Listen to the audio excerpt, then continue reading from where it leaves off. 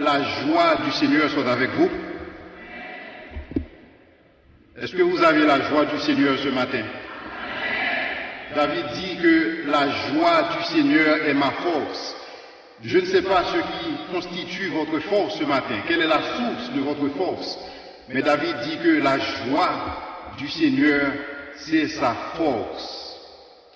Alors ce matin, d'abord je suis content d'être ici, je suis content d'être parmi vous, et David disait aussi, mieux vaut passer un jour dans tes parvis que 10 000 ailleurs. Il dit que je préfère habiter sous les tentes de Dieu plutôt que d'habiter sous les tentes de la méchanceté. Je suis content d'être avec vous ce matin et aujourd'hui nous allons aborder un sujet assez intéressant. Nous allons parler de l'incertitude. Et donc notre sujet c'est l'attitude face à l'incertitude. L'attitude à avoir face à l'incertitude.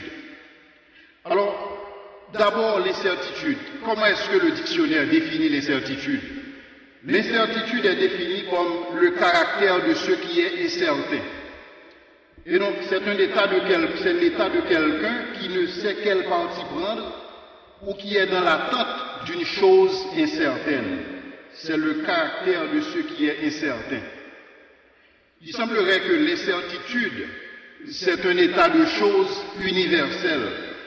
En préparation de ce message, cette semaine, tout au début de la semaine, je me suis dit, je vais voir ce que disent les nouvelles à travers le monde entier.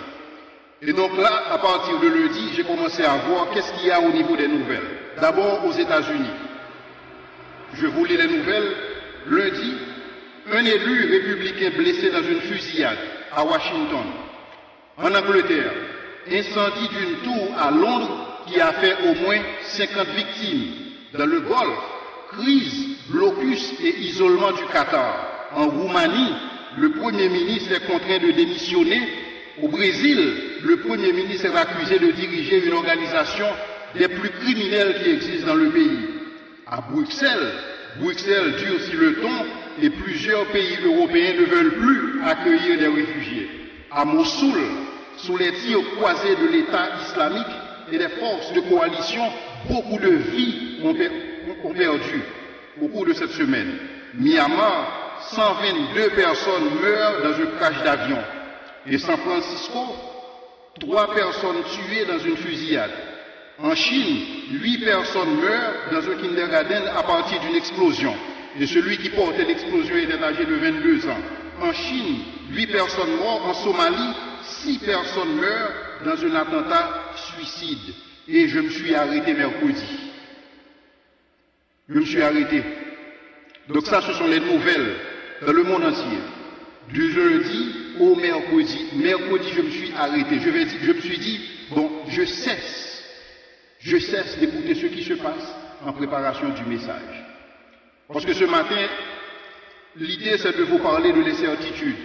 Il y a des gens qui regardent la situation du pays et qui se disent, Haïti est un pays incertain.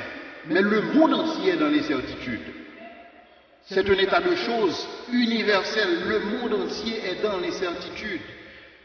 Il y a une amie à moi qui aime dire que Haïti est un pays difficile, il est vrai, mais les autres pays sont différemment difficiles. Et donc, il n'y a rien de certain dans ce monde. Les Américains aiment dire que chez eux, il y a seulement 2 certitudes dans la vie. La première, c'est que vous allez mourir un jour. Pour ceux il y en a parmi vous qui ont des doutes là-dessus. Nous allons tous mourir un jour. Ça, c'est une certitude. La deuxième certitude, c'est que vous allez quand même payer vos taxes avant de mourir. Donc, il y a 2 certitudes. Pour le reste, tout est incertitude. Maintenant, si le monde est caractérisé par l'incertitude, si notre vie est caractérisée par l'incertitude, autant savoir quelle est l'attitude à adopter face à l'incertitude. Et ce sera notre message pour ce matin. Et nous allons lire dans ce contexte, enfin on a déjà lu pour vous l'acte des apôtres au chapitre 27. Ce que nous allons faire par rapport à ce message, je vais vous faire une historique et d'une situation qui s'était passée dans la vie de Paul. Et donc je vais vous demander d'avoir votre Bible en main. Et donc nous allons étudier la Bible, enfin ce chapitre particulier, verset par verset. Actes chapitre 27. Actes chapitre 27 nous présente la situation d'un leader qui est confronté par l'incertitude. Il s'agit de qui? Il s'agit de centenier. Il s'agit de soldats romains à qui la responsabilité est donnée de s'assurer du transport de prisonniers tout aussi spécial. C'est ce que nous voyons dans les versets 1er à 5. Versets 1 à 5, nous parlons de la responsabilité de centenier.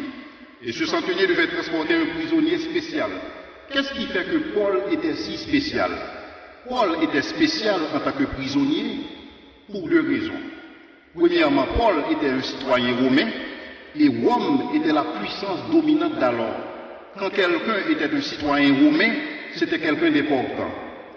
Non seulement Paul était un citoyen romain, mais aussi Paul était un citoyen qui a fait appel à César. Donc c'est quelqu'un qui, dans sa défense, a dit « Je veux rencontrer César, je fais appel à César ». Donc ce qui fait que Paul était un citoyen extrêmement important. C'était un prisonnier important. Mais nous voyons aussi dans la vie du centenier, dans la vie de ce soldat, nous voyons un homme dévoué dans l'accomplissement de sa mission. C'est un homme qui prend son travail à cœur, c'est un homme qui prend son travail au sérieux. Et il ne devait pas échouer dans sa mission. Pourquoi? Parce que s'il échoue dans sa mission, il devait y répondre de sa vie. Parce que telle était la situation dans le cas de Rome, tel que nous lisons dans Actes chapitre 12, verset 19, Actes chapitre 27, verset 31, où des prisonniers étaient confiés à des soldats, les prisonniers se sont échappés, et donc ces soldats ont payé de cet échec de par leur vie. Et donc c'était un travail qui était pris très au sérieux. En lisant cette réalité, je me pose une question. Combien dévoués serions-nous si notre vie dépendait de ce que nous faisons? Combien dévoués serions-nous dans les affaires publiques, dans les affaires privées, dans l'Église, si l'échec que nous obtenons dans la gestion de ces affaires, et si nous devions y payer par notre vie? Telle était la réalité de ce soldat. Il devait conduire Paul à Rome, sain et sauf. Sinon, il devait y répondre de sa vie. La deuxième tranche de versets que nous trouvons, c'est les versets 6 à 10. Les versets 6 à 10, et c'est là que nous voyons l'incertitude commencer à devenir importante dans ce texte. L'incertitude qui caractérisait le voyage, c'était une décision à prendre, à savoir, devons-nous partir maintenant ou devons-nous retarder le voyage? C'était ça l'incertitude, c'était ça la décision que le centenier devait prendre. Partir maintenant ou partir plus tard. Et donc, face à cette situation, Paul a donné un avertissement. L'avertissement de Paul, c'était de ne pas partir maintenant. Son avertissement, c'était de retarder le voyage et de partir après l'hiver. Donc ce que Paul disait, c'était une parole de sagesse. Pourquoi? Parce que quand on est dans le doute, on fait quoi? Dans le doute, on s'abstient. Et ce que Paul disait, c'était tout simplement un principe universel que Paul évoquait. C'était un principe universel que Paul voulait mettre en avant. Non seulement Paul faisait référence à un principe universel, mais Paul parlait aussi par révélation. La Bible nous dit dans 1 Corinthiens 14, le verset 6, il y a 4 formes d'expression que nous pouvons avoir en tant que chrétiens. Et Paul disait dans 1 Corinthiens 14, le verset 6, il disait que « Et si je venais à vous, et que je vous parlais en d'autres langues, et que je ne vous parlais pas par révélation, et que je ne vous parlais pas par connaissance, et que je ne vous parlais pas par prophétie, ou que je ne vous parlais pas par doctrine. » Ici, Paul voulait faire référence au fait que nous avons 4 modes d'expression en tant que chrétiens. Nous pouvons avoir une parole de révélation, nous pouvons avoir une parole de connaissance, nous pouvons avoir une parole en termes de doctrine, et nous pouvons avoir une parole en termes de révélation. Donc, révélation, connaissance, prophétie et doctrine. Mais dans la réalité de l'incertitude, ce qui importe, ce n'est pas une parole de connaissance. Ce qui importe dans les certitudes, ce n'est pas la somme des informations que vous avez.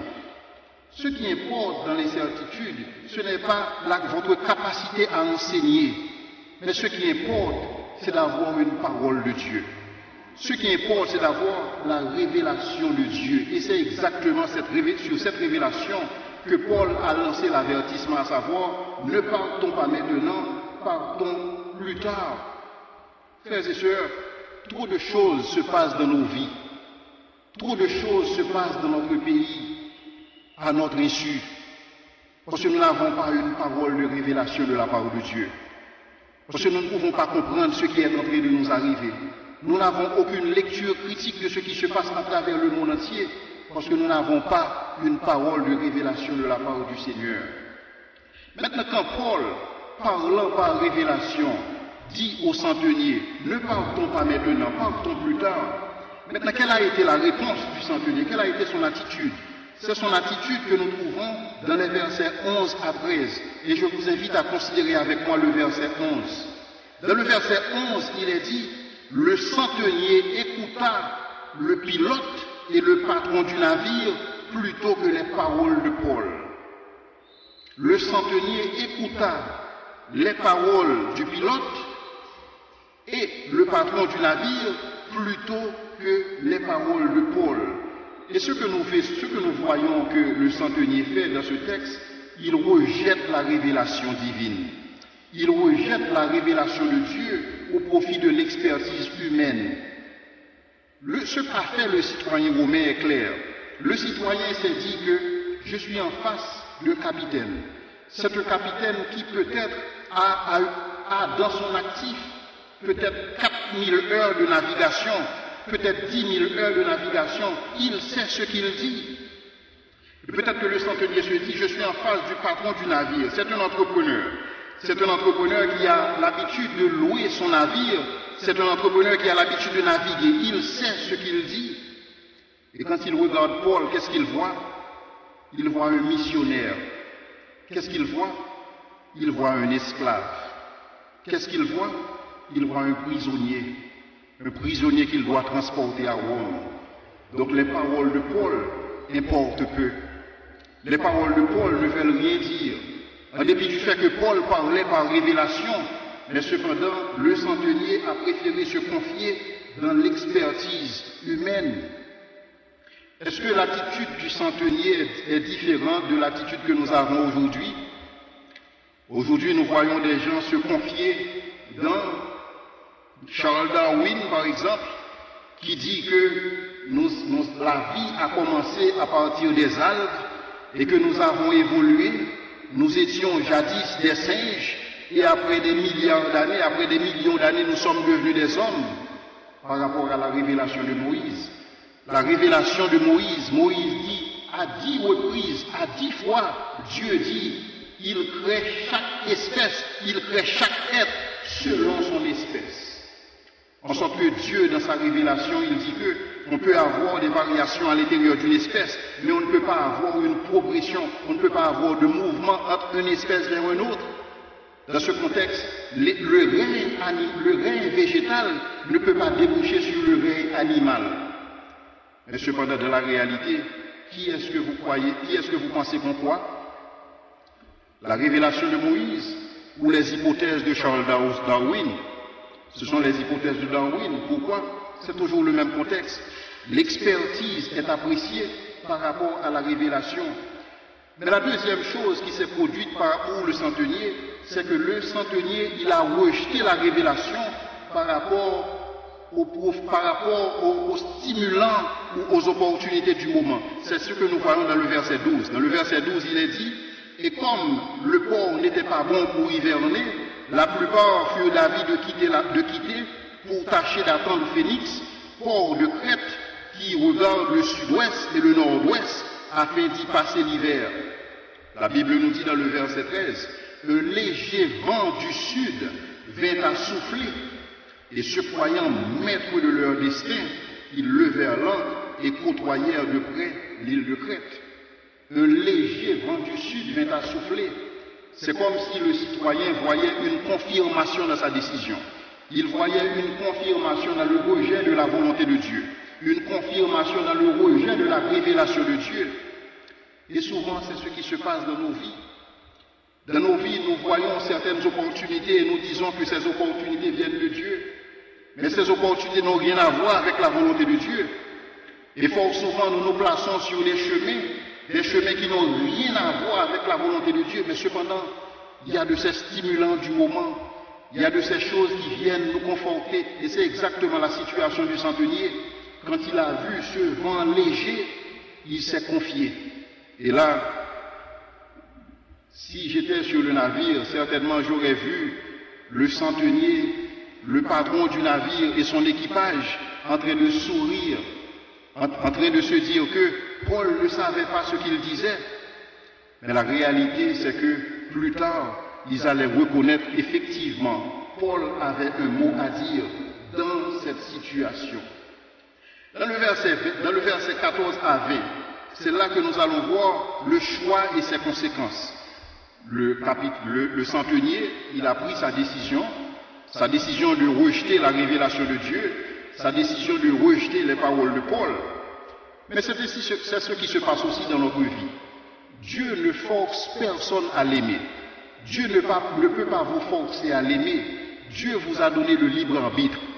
Et avec le libre arbitre que vous avez le choix. Vous pouvez choisir d'aimer Dieu, tout comme vous pouvez choisir de rejeter Dieu. Mais la réalité, c'est que vos choix ont des conséquences. Mes choix ont des conséquences. Quand je choisis quelque chose, je dois assumer les conséquences. Et les conséquences allaient suivre pour le choix du centenier. Les conséquences, c'était quoi? Mais bientôt, verset 14, mais bientôt, un vent impétueux qu'on appelle Euraquillon se déchaîna sur l'île. Qu'est-ce qui se passe? Conséquences. C'est quelque chose à laquelle le centenier ne s'y attendait pas. Parce que le centenier, il a suivi les conseils du capitaine, il a suivi les conseils du patron du navire au détriment des conseils de Paul. Et en plus, il a vu ce stimuli du moment, un vent léger du sud qui vint à souffler. Et là, il s'est conforté dans sa position. Mais bientôt, un vent impétueux qu'on appelle Euraquillon se déchaîna sur l'île. Et donc, le navire, verset 15, le navire fut entraîné sans pouvoir lutter contre le vent et nous nous laissâmes aller à la dérive. Maintenant, imaginez-vous que dans le verset 13, nous lisons qu'un vent léger du sud vint à souffler et se croyant maîtres de leur dessein. Ils se croyaient maîtres de leur dessein, mais tout de suite après, nous nous laissâmes aller à la dérive. Et c'est ce qui se passe toujours quand on suit les hypothèses humaines. C'est ce qui se passe toujours quand nous suivons des conseils humains au détriment de la parole de Dieu. Et c'est ce qui se passe quand nous avons confiance dans l'expertise humaine. J'ai fait une expérience très tôt dans ma vie et qui m'a porté à faire confiance à Dieu et non pas à mes capacités personnelles. La Bible nous demande de nous confier dans Dieu, de nous confier en Dieu et non de nous appuyer sur notre sagesse propre. Il y a une vingtaine d'années de cela, j'étais à l'université, j'étudiais les sciences économiques. Et là, l'une des matières à l'école dans laquelle j'étais assez calé, c'était les mathématiques financières. Et j'étais extrêmement, je me disais bon dans cette matière-là. Et ce qui s'est passé, c'est que nous étions en période d'examen et je me suis dit que je vais prier pour chaque matière, sauf pour cette matière-là, sauf pour ce sujet-là. Pourquoi? Parce que pour moi, ça n'avait absolument aucun sens. Parce que quand le professeur ne vient pas pour assurer sa classe, il me demande d'assurer pour lui. Maintenant, si je suis l'assistant du professeur pour ce sujet, à quoi bon prier? Parce que je maîtrise le domaine. Et c'est ainsi que pour chaque examen, j'ai invoqué le nom du Seigneur, je lui ai demandé sa grâce et sa sagesse, sa force, et pour que je puisse réussir l'examen. Mais pour ce qu'il s'agissait des mathématiques financières, je n'ai pas prié. Et là, je me suis retrouvé dans la salle, enfin en général, quand je devais subir un examen, je me mettais à côté et pour suivre mon examen tout seul, parce que je croyais dans mes capacités. Et on m'a donné l'examen et j'ai laissé la salle en 15 minutes.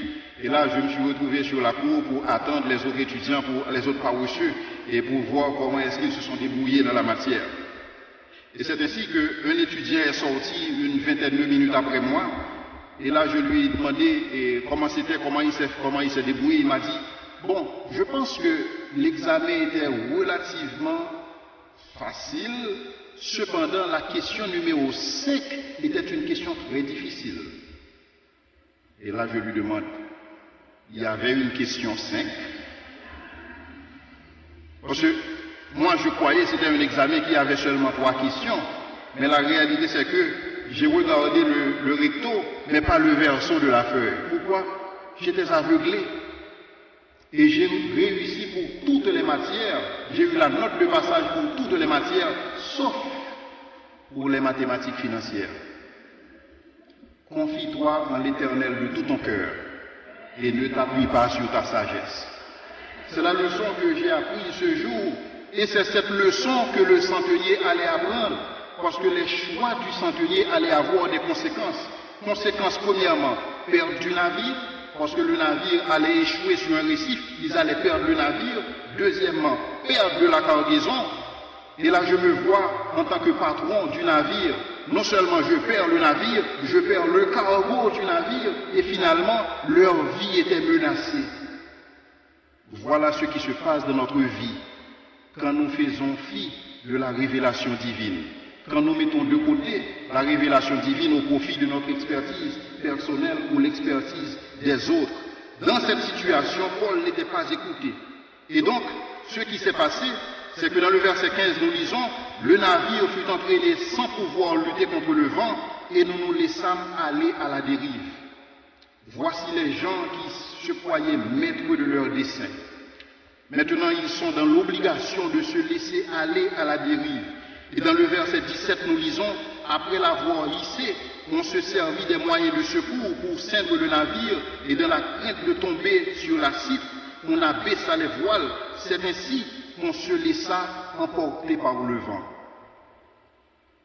Dans le verset 13, nous voyons des gens qui se croient maîtres de leur dessein. Dans le verset 15, nous voyons des gens qui sont dans l'obligation de se laisser aller à la dérive. Et dans le verset 17, nous voyons des gens qui se laissent emporter par le vent. Et donc, quelle est l'attitude à adopter face à l'incertitude? L'attitude, c'est de suivre la parole de Dieu. La Bible nous dit à la loi et au témoignage. Si l'on ne parle pas ainsi, point de salut pour le peuple. Mais cependant, la Bible dit dans le verset 18, comme nous étions violemment battus par la tempête, le lendemain, on jeta la cargaison à la mer, et le troisième jour, nous y lançâmes de nos propres mains les agresses du navire. Le soleil et les étoiles ne parurent pas pendant plusieurs jours. Plusieurs jours, ce sont les ténèbres. Plusieurs jours. Mais c'était la conséquence du choix. Le choix, c'était de rejeter les conseils de Paul au profit de l'expertise du patron du navire, au profit de l'expertise du capitaine du navire. Et donc, nous étions pendant plusieurs jours dans les ténèbres. Et la tempête était si forte que nous perdîmes enfin toute espérance de nous sauver. Voici ce qui peut se passer dans notre vie, frères et sœurs, quand nous nous confions dans l'expertise humaine. Mais Dieu sait nous amener à cette position de faiblesse. Dieu sait comment nous amener à cette position pour lui faire confiance entièrement. Quand nous voyons l'incertitude globale qui existe à travers le monde entier, comme je vous l'ai mentionné au début, à partir des nouvelles internationales, mais Dieu veut que nous apprenions à compter sur lui. Des fois, ces situations se présentent pour que nous puissions savoir où se trouve notre force. La joie de l'Éternel est en fait notre force. Et là, je vous invite à considérer le psaume 107. Le psaume 107, nous allons regarder quelques versets, les versets 23 à 30. Psaume 107, versets 23 à 30. Nous allons voir une histoire similaire. Une histoire comme l'histoire de ce centenier, où des gens étaient appelés à se confier en Dieu, parce que toute leur habileté était anéantie. Psaume 107, les versets 23 à 30.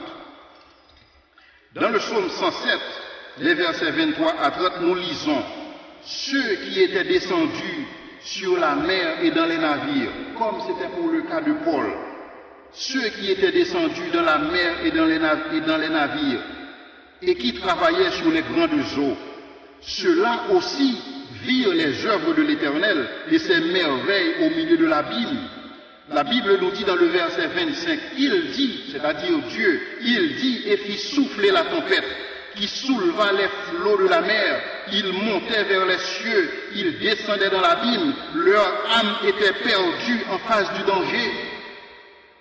C'est exactement ce que nous venons de lire dans Actes des Apôtres, Actes chapitre 27. Leur âme était éperdue en face du danger, mais peut-être que c'était des gens qui comptaient sur leur habileté, peut-être que c'était des gens qui comptaient sur leur sagesse de marin, mais la Bible nous dit que leur âme était éperdue en face du danger. Dans le verset 27, il est dit, saisis de vertige, ils chancelaient comme un homme ivre. Donc ils ne pouvaient plus compter sur eux-mêmes. Ils ont dû se laisser aller à la dérive. Ils ont dû se laisser emporter par le vent. Ils chancelaient comme un homme ivre. Et la Bible nous dit, et toute leur habileté était anéantie. Et toute leur habileté était anéantie. Dieu sait nous amener dans ces situations. Dieu sait nous amener dans ces réalités-là où toute notre habileté est anéantie, où nous n'avons qu'une seule alternative, celle de lui faire confiance. Et je dois vous dire, bien-aimés, quand ces situations se présentent dans votre vie, c'est uniquement pour votre bien. Quand les flots de la mer s'agitent dans votre vie et que vous chancelez comme un homme ivre et que vous êtes dans une situation où vous vous laissez emporter par le vent, où vous vous laissez aller à la dérive, où toute votre habileté est anéantie, et c'est là où Dieu intervient, car sa puissance s'accomplit dans notre faiblesse. Et c'est pourquoi Paul dit, je me conforte dans mes faiblesses, parce que quand je suis faible, c'est alors que je suis. Donc Dieu utilise notre faiblesse pour nous bâtir. Dieu utilise nos faiblesses pour nous édifier. Dieu utilise nos faiblesses pour nous rendre forts. Donc dans ce monde qui est troublé, Dieu est en train de fortifier un peuple. Et c'est pourquoi Dieu ne veut pas que nous soyons découragés comme ceux qui n'ont point d'espérance. Dieu veut que nous soyons forts. Et la Bible nous dit, et toute leur habileté était anéantie. Mais qu'est-ce qu'ils ont fait? Qu'est-ce qu'ils ont fait? Dans le verset 28, nous voyons, dans leur détresse, ils crièrent à l'Éternel. Et il les délivra de leurs angoisses. Nous lisons, il arrêta la tempête, ramena le calme, et les ondes se turent. Voici ce que peut faire notre Dieu. Quand nous sommes amenés par les dures réalités de la vie, Dieu, il calme la tempête et il fait que les ondes se turent. Maintenant, revenons à la situation du centenier. Le centenier, après avoir rejeté les conseils de Paul, après avoir rejeté la révélation divine au profit de l'expertise humaine, il allait payer le prix fort. Il allait se retrouver dans cette situation où toutes les habiletés étaient anéanties. Les habiletés du patron du navire, les habiletés du capitaine du navire et tout son équipage. Et donc là, la question qui leur était posée maintenant, c'est que faire? Alors, dans leur détresse, ils crièrent à l'Éternel. Et c'est ainsi que nous voyons dans les versets 28, dans le verset 21 à 38, nous voyons une nouvelle révélation de Paul. Une nouvelle révélation. Maintenant, pensez-vous que le centenier ne va pas écouter Paul? Pensez-vous que le centenier va suivre les conseils du capitaine du navire au détriment de ceux de Paul? On n'avait pas mangé, verset 21, on n'avait pas mangé depuis longtemps. Alors Paul, se tenant au milieu d'eux, leur dit, « Ô homme, il fallait m'écouter. » Alors quand Paul dit ça, quand Paul dit « il fallait m'écouter », Paul, c'est tout simplement pour attirer leur attention, pour leur dire que je vais vous dire quelque chose maintenant, écoutez-moi. Mais ce n'était pas le moment pour Paul de faire une déclaration rhétorique, parce qu'ils étaient tous désespérés. Mais il dit, maintenant je vous exhorte à prendre courage, car aucun de vous ne périra, et il n'y aura de perte que celle du navire. Un ange du Dieu à qui j'appartiens et que je sers m'est apparu. Nous voyons Paul leur dire un ange du Dieu à qui il appartient. Paul savait qu'il appartenait à quelqu'un. Paul savait qu'il appartenait à Dieu. Et donc il voulait le leur faire savoir. Un ange du Dieu à qui j'appartiens et que je sers m'est apparu cette nuit et m'a dit, Paul, ne crains point, il faut que tu comparaisses devant César, et voici Dieu t'a donné tous ceux qui naviguent avec toi. Maintenant nous voyons le centenier qui écoute Paul. Paul a maintenant de la crédibilité aux yeux du centenier, parce que c'est exactement ce que Paul disait, dans le doute, on s'abstient. Ne partez pas, ce n'est pas le moment de partir, parce que j'ai cette révélation de Dieu que ce voyage sera difficile. Ne partons pas. Mais nous voyons le centenier faisant confiance au capitaine et au patron du navire au détriment des conseils de Paul, et il a payé le prix fort. Et cependant, avec cette nouvelle révélation que Paul a reçue du Seigneur, nous voyons aussi une nouvelle attitude du centenier. Maintenant, le centenier est devenu beaucoup plus réceptif. Maintenant, le centenier, Paul a trouvé de la grâce aux yeux du centenier. Paul jouissait maintenant de la crédibilité et Paul avait une audience. Je ne peux m'empêcher de me dire, est-ce que l'Église de Jésus-Christ est crédible? Est-ce que l'Église de Jésus-Christ a une voix crédible dans ce monde troublé? Je ne pense pas. Est-ce que l'Église de Jésus-Christ est consultée dans ces temps de crise? Je ne suis pas certain. Est-ce que l'Église de Jésus-Christ représente une voix crédible comme celle de Paul? Non. Et c'est pourquoi nous devons apprendre à rester au pied de Dieu pour avoir la révélation de Dieu par rapport à ces temps troublés. Et c'est ce que Dieu nous demande. Et c'est cette révélation que Paul avait. Paul pouvait servir de lumière dans les temps difficiles. Le centenier pouvait désormais écouter Paul. Aujourd'hui, nous parlons en tant que chrétiens, nous parlons beaucoup en connaissance. Nous parlons beaucoup de choses, nous parlons de toutes sortes de sujets. Mais nous ne parlons pas assez en révélation. Nous ne parlons pas assez en tant que prophète de Dieu dans cette génération, pour donner la paix que nous avons, cette paix intérieure que seul le Christ peut donner. Dans les versets 39 à 44, ce que nous voyons à cause de Paul, des vies furent préservées.